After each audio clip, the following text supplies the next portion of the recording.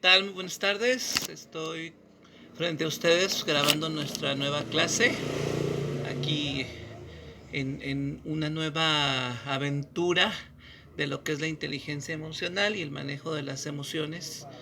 Esta es nuestra cuarta clase, nuestra cuarta entrega. Espero que les esté siendo de utilidad a los que están revisando el material. Bueno, en este caso vamos a ver cómo nos podemos autorregular, el arte de la autorregulación. Es yo creo que lo más difícil porque controlar grandes ciudades, controlar eh, secretarías, controlar cuestiones de tus hijos, tal vez es más sencillo que controlarse a sí mismo. Y de hecho, la victoria está en el autocontrol. Entonces, ¿qué nos dice segunda de Pedro 1:5? Vamos a empezar por ahí para saber cómo es que podemos hacerle desde la Biblia y por supuesto hablando de verdades de inteligencia emocional y tratando de entenderlo con la Biblia, ¿verdad? Porque pues la Biblia es nuestra regla de fe y conducta y espero que también para ustedes, porque para mí sí lo es y sé que también para ustedes lo debe de ser. Bueno, dice, vosotros también, poniendo toda diligencia por esto mismo, añadid a vuestra fe virtud, a la virtud conocimiento. Entonces dice, vosotros también poniendo toda diligencia. A quien le toca poner esa diligencia, a quien le toca poner el granito de arena, no es a los demás, no es a Dios, es a nosotros, curiosamente. Es a nosotros a quien nos toca esta regulación de las emociones, esta regulación de lo que pasa en nuestro corazón.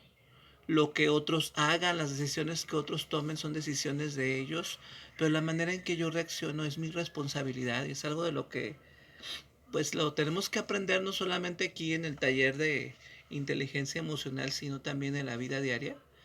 Créanme que yo todos los días soy confrontado con esta verdad, al igual que ustedes, y la verdad que tengo que entender que la cuestión del autocontrol, y tengo que confesar más que entender, que no es sencillo, pero que requiere estarse esforzando día a día. Y recuerden que esto no se va a lograr de la noche a la mañana, que hay que estar ganando victoria tras victoria y no desesperarse. Ahora, lo que primero quiero que establezcamos es que la responsabilidad de la autorregulación no le pertenece a Dios, nos pertenece a nosotros. Somos nosotros quienes somos responsables de regular las emociones y de conocer nuestro propio corazón. ¿Qué nos dice Benjamin Franklin con respecto a una de las grandes emociones con las que más batallamos, con las que como cristianos nos cuesta más trabajo entender y tratar? Una de las emociones más entonces tremendas, para ser un poquito repetitivo y recalcativo también, es la ira. Y pues por alguna razón la ira controla a muchas personas, nos controla fácilmente, es la manera en que más comúnmente expresamos una emoción de desacuerdo, una emoción en la que nos sentimos agredidos, tendemos a pues a responder con la misma agresión con la que nos sentimos agredidos. Y lo que nos dice Benjamin Franklin es que la ira nunca carece de motivo, pero pocas veces se trata de un buen motivo. Todos tenemos razones para dejar que nuestras emociones tomen el lugar, tomen la supremacía en nuestras vidas. Todos tenemos razones para justificar nuestra manera de actuar, nuestra manera de responder ante la vida, porque recuerden que, un, que una emoción no es más que una respuesta a lo que sucede a nuestro alrededor. Entonces, todos tenemos razones por las cuales creemos que merecemos enojarnos, que nos podemos dar el chance de herir o de autoflagelarnos de acuerdo a nuestra emoción, porque estamos sintiéndolo y pues creemos que todos deben de entendernos. Y si bien es cierto que todos deben entendernos, o si bien es cierto que tenemos justificación, tal vez estos motivos no sean suficientes, como nos lo dice Benjamin Franklin. Tal vez en realidad no es un buen motivo, ¿verdad?, por el cual lo debemos de hacer. Nos dice la que nos hizo el favor, o la que me hizo el favor a mí de darme este curso en el año 2013. Ya, ya tiene tiempito de esto, ¿verdad? Ya 7 años que yo tomé este cursito. En el año 2013 la psicóloga Anaí Giselle Medina Jiménez nos dice que ella en una de sus clases, ella da clases en la UAN sobre psicología y estas cuestiones emocionales. Ella dice que preguntó a una clase abierta qué es lo que más les molesta, qué es lo que les hace enojar. Y la respuesta de un estudiante fue que me digan tonto o inútil, que me vean la cara. Pues sí, dice, es motivo de enojarse. Sí, eso creo. Él comentó que lo que más le molestaba, como lo acabamos de escuchar, es que alguien lo hiciera pasar por tonto, que le hiciera sentir inferior. La cuestión aquí es que él creía que era justificable sentir esta emoción, que era suficientemente justificable porque le herían, porque era algo injusto, porque sentía que estaban comportándose mal hacia él. Y existen tal vez, si te pones a pensar en tu propia vida, muchas palabras, situaciones, personas y cosas en general que nos pueden llegar a molestar. No es malo molestarse. La ira, el enojo, la irritabilidad es parte de nosotros como seres humanos. Es parte de nuestro proceso, de nuestras respuestas hacia lo que nos sucede. Sin embargo, lo que es malo es la manera en que lo expresamos y con quién nos enojamos. Puede ser, me pasó con mi esposa que yo estaba molesto con ella por alguna situación. Digo, no quiero, como se los he comentado en otras ocasiones, sacarla al balcón a ella porque se trata de mí. Yo no tengo problema con exponerme yo, pero creo que no se trata de exponerla a ella. Pero estaba molesto por alguna razón con ella. Y yo creía firmemente que yo tenía la razón. Creía firmemente que ella estaba mal y que yo estaba bien. Sin darme cuenta, lo que estaba pasando es que yo estaba enojado conmigo mismo. Y esa frustración, esa autocondenación, ese enojo que tenía conmigo mismo lo estaba traspasando a la persona más cercana a mí, que es en este momento mi esposa. Y sin quererlo, sin notarlo, estaba hiriendo con mi actitud a quienes más amo, a mi esposa en este caso, ¿verdad? ¿Alguna vez te habrá sucedido? Hay personas que se enojan hasta con los objetos, ¿no?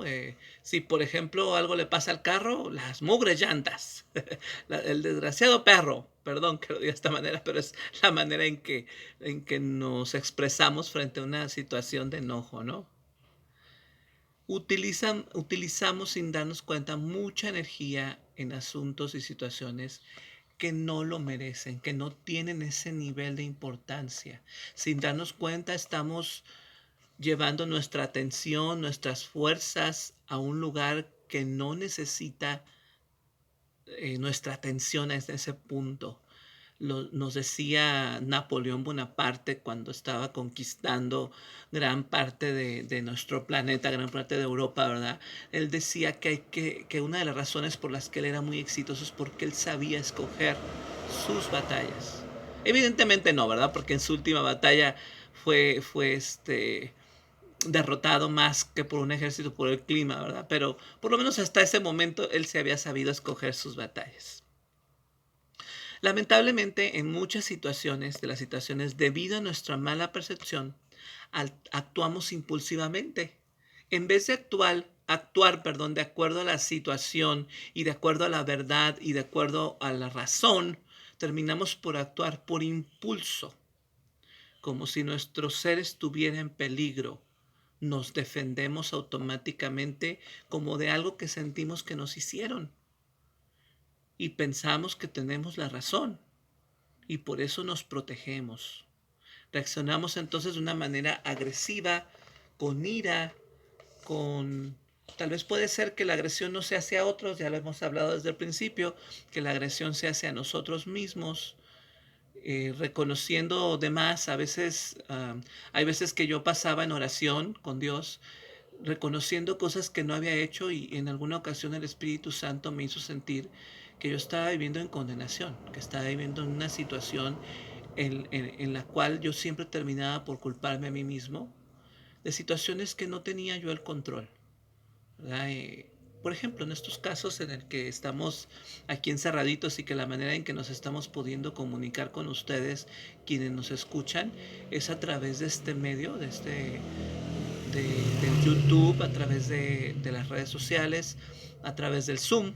Y de repente me he frustrado porque la tecnología no da lo que yo quisiera que diera, ¿verdad? Y de repente no sé cómo llamar la atención de las personas, pero eso me hace sentir frustrado. Ahora entiendo que, que esto lo va a recibir quien tiene que recibirlo y que le va a llegar a quien le tiene que llegar, ¿no? Pero estoy abriendo mi corazón para que entiendan lo que estoy tratando de enseñar, ¿no?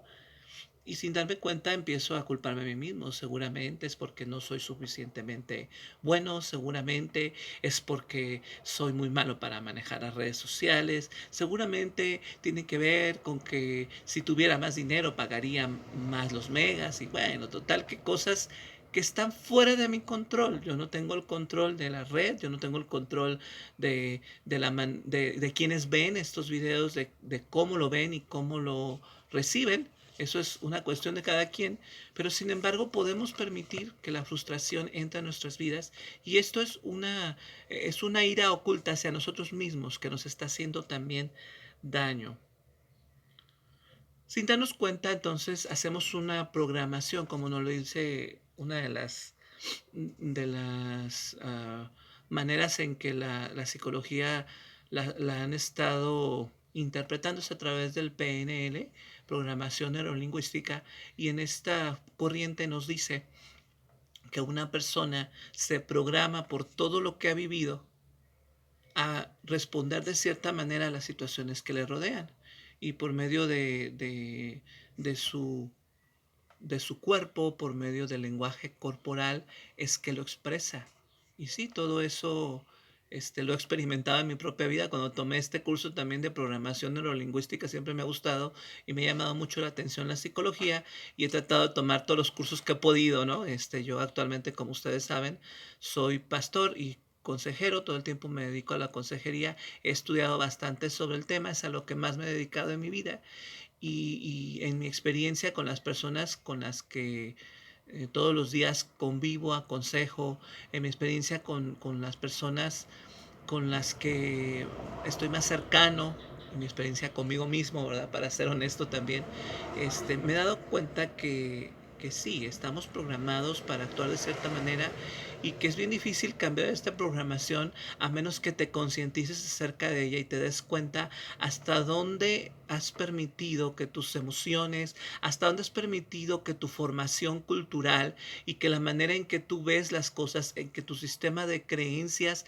defina las reacciones que tienes frente a otros. Seguramente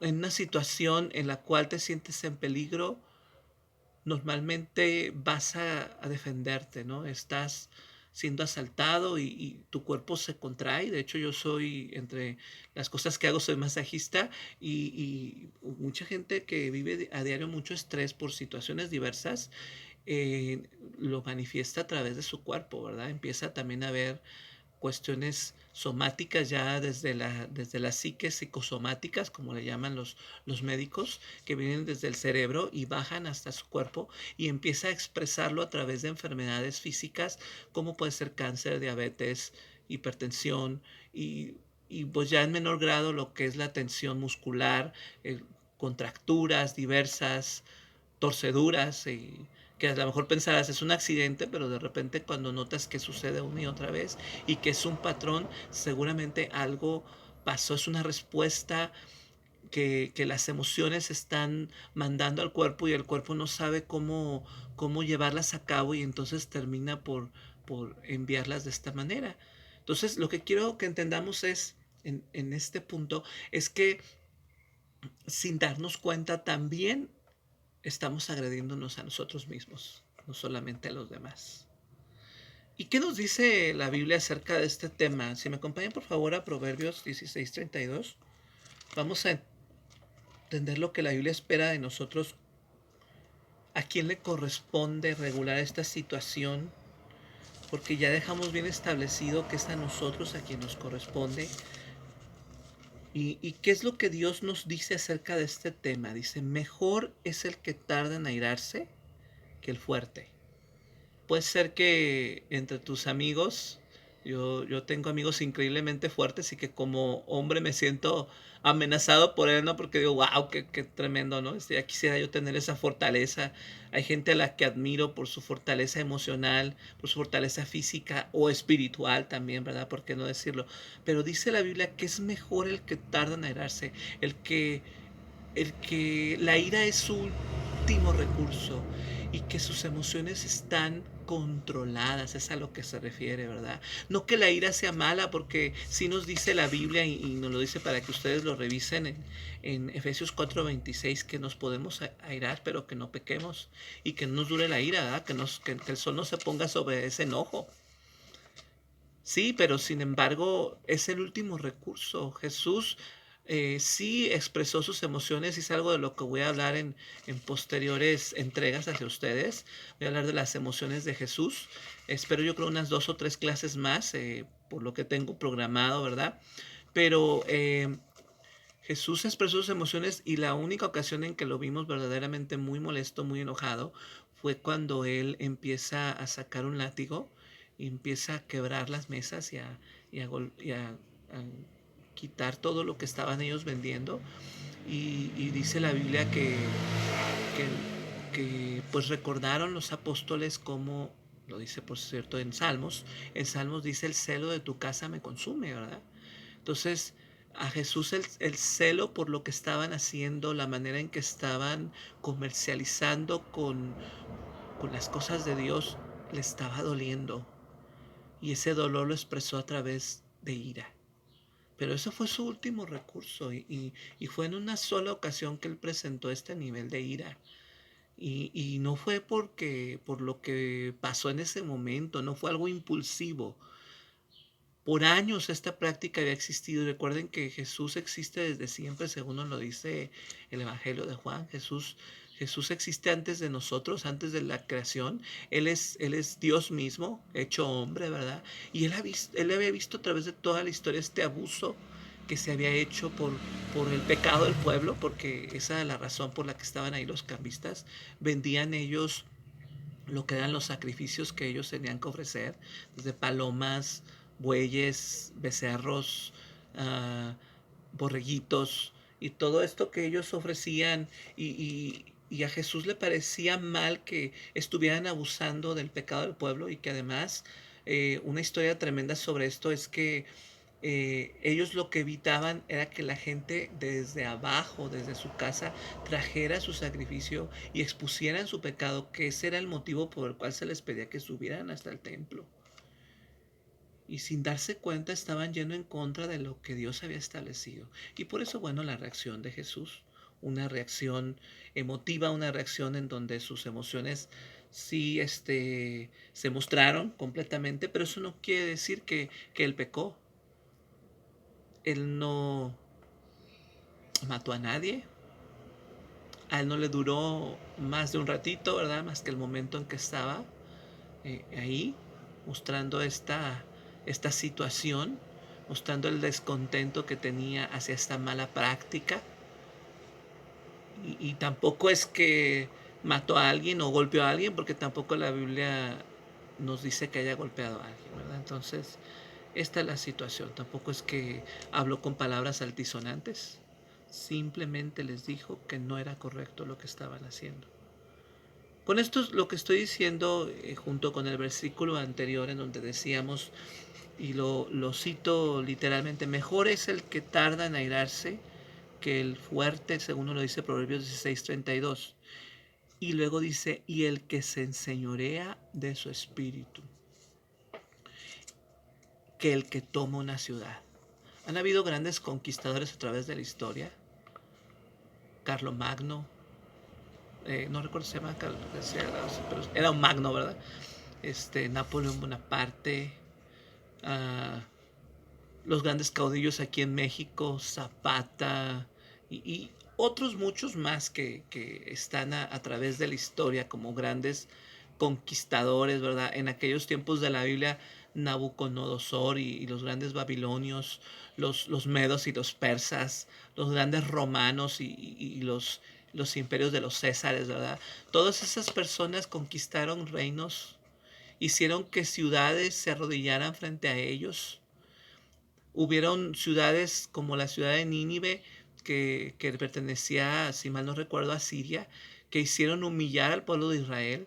Tenían mucho poder, pero la Biblia dice que es más aquel que sabe dominar su propio espíritu, que tiene dominio sobre sí mismo, que se conoce a sí mismo primero, que es lo que estuvimos viendo en las clases pasadas, y segundo, que sabe cómo tomar la batuta de sus propias emociones. La cuestión aquí es que cuando la Biblia habla de ser espiritual o carnal, habla de una persona que vive por sus emociones y por su cultura y por la manera en que ha aprendido a vivir, y una persona que vive de acuerdo a la voluntad de Dios y a lo que Dios estipula en su palabra, sus principios. La persona espiritual vive de acuerdo a lo que cree, a sus convicciones, a lo que le ha dicho Dios, a lo que dice en su palabra. Una persona carnal vive de acuerdo a sus emociones, de acuerdo a su manera de razonar la vida. Y eso es algo de lo que estábamos viendo aquí. ¿Quién controla a quién, mis hermanos? ¿Quién controla a quién, quien me está escuchando del otro lado? ¿Quién es el que controla tu vida? Eh, Científicamente, los seres humanos somos llamados Homo sapiens, o hombres pensantes. Somos parte, como saben, del reino animal y pertenecemos a este gran reino animal en donde existen mamíferos, donde existen, donde existen vertebrados, invertebrados, donde existen ovíparos, los ovíparos, ¿verdad? Que nacen por medio de huevos. Sí, bueno, y toda esta clasificación natural de los seres vivos, sí. Sin embargo, lo que quiero que entienda es que lo que se supone que nos diferencie de los animales es el que pensemos, el que razonemos, el que tengamos suficiente seso, ¿verdad? Como diríamos vulgarmente para decir hasta aquí. Una de las palabras que más trabajo le cuesta al ser humano decir es no, hasta aquí, se acabó. Y lo explicábamos en estos días que lo que nos ayuda es la amígdala por medio de enlaces neuronales, le hace ver a tus neuronas inhibitorias que está expresando una emoción y estas neuronas inhibitorias le dicen no, hasta aquí. Cuando sucede un secuestro de la amígdala, precisamente lo que pasa es que tú ya no sabes decir hasta aquí. No, detente y continúas. No sé si les es familiar con la vida que han estado experimentando. Como muchas veces, sin darnos cuenta, vivimos una vida que no es la que deseábamos. Estamos teniendo consecuencias en nuestro diario caminar que hubiéramos querido no tener por causa de no saber decir no, por causa de no saber decir hasta aquí. Puede ser alcoholismo, puede ser drogadicción, puede ser que tú seas adicto a la pornografía, puede ser que tu vida, déjate alguna adicción, que hayas hecho de tu vida un fracaso a través de cada construcción. No digo que lo seas, porque todos podemos tomar decisiones diferentes, pero a lo que me refiero es que tal vez mucho de lo que estamos viviendo actualmente tiene que ver con que la emoción aplastó a la razón, con que hubo un secuestro de la amígdala, con que no supiste decir hasta aquí, basta, tengo que vivir una vida diferente. ¿Sabes que el cementerio está lleno de personas que soñaron y desearon llegar muy lejos y nunca lo lograron?